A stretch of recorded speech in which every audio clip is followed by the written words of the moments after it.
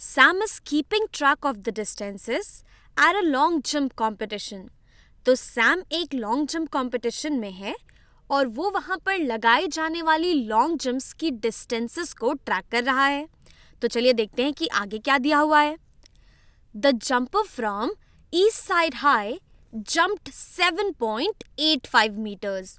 तो East Side High का जो जंपर है उसने कुल 7.85 मीटर्स की डिस्टेंस कवर की है लॉन्ग जंप में. और हमें दे रखा है कि the jumper from Temple High jumped 7.1 metres. और जो टेम्पल हाई का जंपर है उसने 7.1 मीटर्स जंप करा है. तो हमें पता क्या लगाना है. Which school had a longer jump. तो हमें पता लगाना है कि ईस्ट साइड हाई और टेम्पल हाई में से किस स्कूल के जंपर ने ज़्यादा डिस्टेंस कवर की है. तो मैं यहाँ पर अपना पेन निकाल लेती हूँ. तो यहाँ पर हमें दे रखा है कि ईस्ट साइड हाई का जो जंपर है वो कुल मिलाकर 7.85 मीटर्स की डिस्टेंस कवर कर रहा है. ये कवर कर रहा है 7.85 मीटर्स की डिस्टेंस. और जो टेम्पल हाई का जंपर है, टेम्पल हाई के जंपर ने कवर की है 7.1 मीटर्स की डिस्टेंस. तो हमें पता लगाना है कि इन दोनों जंप्स में से कौन सी जंप ज़्यादा बड़ी है. तो हमें यहाँ पर इन दोनों वैल्यूज़ को कंपेयर करना है. और यहाँ पर जिस तरीके से मैंने इन दोनों वैल्यूज़ को लिखा है ये बहुत ही ज़रूरी है.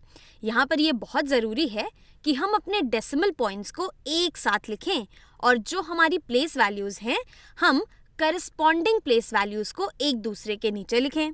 जैसे कि यहाँ पर हमने वंस की प्लेस को वंस की प्लेस के नीचे लिखा है और इसी तरीके से यहाँ पर टेंथ्स की प्लेस को हमने टेंथ्स की प्लेस के नीचे लिखा है. तो इन दोनों नंबर्स को कंपेयर करने के लिए हम इनके सबसे बड़ी प्लेस वैल्यू से शुरुआत करेंगे.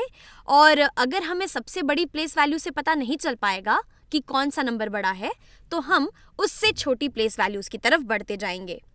तो अगर हम यहाँ पर इन दोनों नंबर्स को देखें तो इनमें सबसे बड़ी प्लेस वैल्यू यहाँ पर है वंस की. तो यहाँ वंस की प्लेस में हमारे पास है 7 और यहाँ पर भी वंस की प्लेस में हमारे पास 7 है.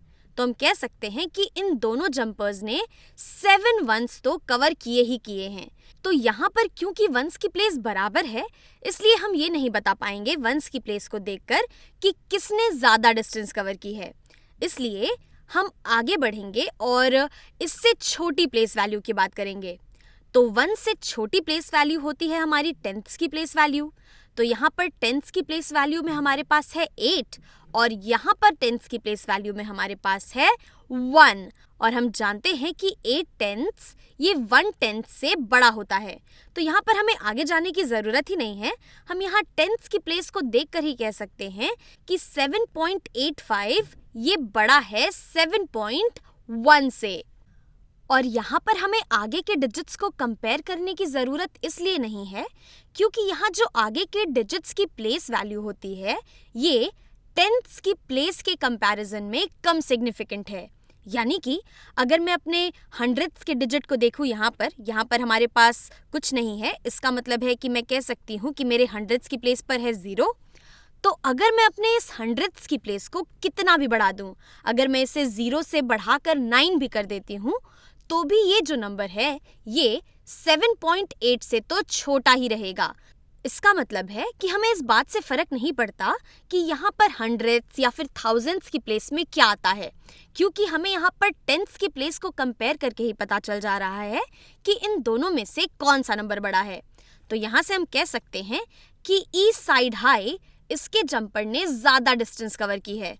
तो यहाँ पर मैं ईस्ट साइड हाई पे अपना मार्क लगा दूंगी और इसे हम चेक कर लेते हैं. ठीक है, एक और क्वेश्चन सॉल्व करते हैं. चलिए. Grace is drawing a picture book about a shrinking monster. She uses the table to record the size of the monster in several of her drawings. तो ग्रेस एक पिक्चर बुक बना रही है, एक drawing वाली किताब बना रही है एक राक्षस के बारे में, एक ऐसे राक्षस के बारे में जिसका कि साइज छोटा या बड़ा हो सकता है. उसे हम श्रिंकिंग मॉन्स्टर कहते हैं.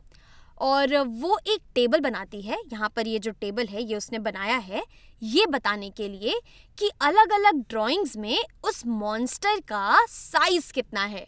तो यहाँ पर ड्राइंग के नाम दे रखे हैं और इन तीनों ड्राइंग्स में उस मॉन्स्टर की साइज कितनी है ये भी दे रखी है. तो चलिए देखते हैं कि हमें यहाँ पर करना क्या है। Put the drawings in order from the smallest to largest। तो हमें यहाँ पर इन ड्राइंग्स को इनके साइज के हिसाब से छोटे से बड़े के ऑर्डर में लगाना है। और हमें ये भी दे रखा है The illustration that is smallest should be at the top of the list। तो जो सबसे छोटी साइज है मॉन्स्टर की वो इस लिस्ट में सबसे ऊपर होनी चाहिए। मैं यहाँ पर इस सवाल को थोड़ा सा छोटा कर देती हूँ ताकि हमें पूरा सवाल दिखाई दे सके। ठीक है, तो यहाँ पर हमारे ड्राइंग्स के नाम हैं और यहाँ पर हमारे मॉन्स्टर की साइज़ है और यहाँ पर हमें इन तीनों चीज़ों को, यहाँ पर मैं इन्हें उठा सकती हूँ, कहीं भी रख सकती हूँ, मुझे इसे छोटे से बड़े के ऑर्डर में लगाना है। तो मैं फिर से अपनी पेन ले आती हूँ।